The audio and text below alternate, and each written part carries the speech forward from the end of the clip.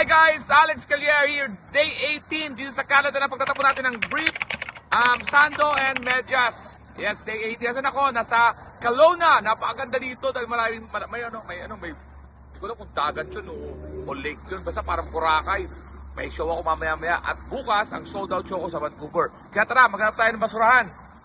Yes, this is Park In by Radisson. Naka-check-in kami dyan. Napakaganda. Tapos meron yung jeepney, tapos bistro and bar. Yan.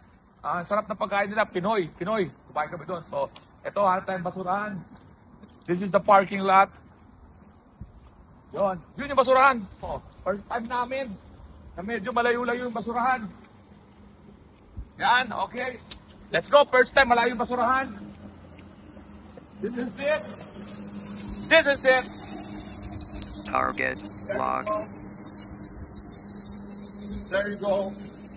First, the brief. Then the sando. And there's a story. May story tayo. Ito yung magkapares na ginamit ko. Medyas. At may isang nawawala. Hindi ko alam kung saan napunta. Kaya tatapon na rin natin. Sana mahanap natin yung kapares nito. Yun.